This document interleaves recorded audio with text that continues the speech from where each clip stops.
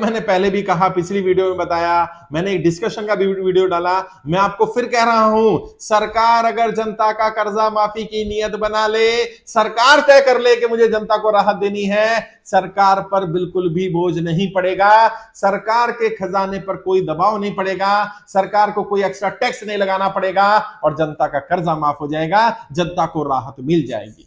खासकर से वो लोग जो 3 लाख लोग हमारे साथ जुड़े हैं, उन सब का टोटल कर्जा माफ कर दे सरकार, उससे ज्यादा पैसा सरकार के पास है। हमारे पास जितने लोग जुड़े हैं उनका टोटल अमाउंट 1 लाख करोड़ से ज्यादा भी नहीं बन रहा है और सरकार के पास लगभग 2 लाख करोड़ से ज्यादा का सरप्लस फंड है।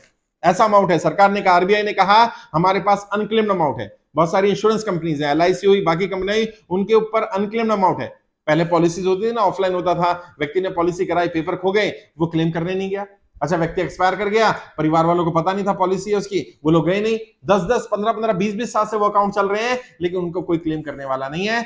ऐसा टोटल अमाउंट 2018 तक ये अमाउंट लगभग 1,30,000 करोड़ था। 2020 में आकर के अमाउंट लगभग 1.5 लाख करोड़ हो गया और अभी वर्तमान में इसका अमाउंट लगभग 2 लाख करोड़ है। अगर सरकार की नीयत सही हो, सरकार के ऊपर 1 रुपए का भी बोझ नहीं पड़ेगा और जनता का सारा बोझ उतर जाएगा। सरकार माई बाप होती है, सरकार से मांग करिए। और वो लोग जो कहते थे कि पैसा कहां से आएगा, अब आपके पास सोल्यूशन है। मेरे पास ये रणनीति थी, मैं पहले भी दे सकता था, लेकिन मैं चाहता था कि सरकार अपने स्तर पर काम करे। लेकिन जब लोगों ने सवाल करना शुरू किया कि सर कैसे माफ हो जाएगा, इतने लोगों का कर्जा है, कैसे माफ कर देगी सरकार, तो मैंने बताया सरकार कैसे माफ कर सकती है। बैंक भी डूबने से बच जाएंगे और सरकार के ऊपर भी कोई बर्डन नहीं पड़ेगा। जनता का पैसा ही जनता के लिए इस्तेमाल कर लिया जाए, जो अनक्लेम्ड अमाउंट है उसी को यूज कर लिया जाए। और दूसरा काम क्या कर सकती है सरकार, दूसरा स्टेप उठा सकती है, एक फंड बना दे। पीएम केयर फंड बनाया था ना कोरोना के समय पर, प्रधानमंत्री आपदा कोष होता है, राहत कोष होता है, इस तरह से एक कोष बना दिया जाए जो कर्जे की दलदल में फंसे हैं। उसका नाम कुछ भी रख लो, डेब्ट रिलीफ फंड रख लो, प्रधानमंत्री डेब्ट रिलीफ फंड रख लो, हिंदी में रखो तो कर्जा मुक्ति कोष रख लो, या जो भी सरकार नाम रखना चाहे नाम रख दे। नाम से हमें मतलब नहीं है। उस कोष में सरकार क्या करे, जितने भी कॉर्पोरेट्स हैं उनके लिए जो सोशल रिस्पॉन्सिबिलिटी होती है, सीएसआर, उनको बोल दिया जाए अगले 5 साल तक सीएसआर का सारा फंड इसमें जाएगा, जैसे कोरोना में बोला गया था। बोल दिया जाए कि जो सरकारी एम्प्लॉइज है उनसे 100 रुपया 200 रुपया इस फंड के लिए ले लिया जाए। जो लोग कर्जे की दलदल में फंसे हैं उनसे ही पैसा ले लिया जाए। लगभग 50 करोड़ लोग हैं जो कर्जे की दलदल में फंसे हैं। अगर हर व्यक्ति से 100 रुपए महीना भी लिया जाएगा तो हमारे पास बहुत पैसा सरकार के पास आएगा और उस पैसे का हर महीने जिनको इमीडिएट रिक्वायरमेंट है उनका लोन माफ करने के लिए यूज किया जाए।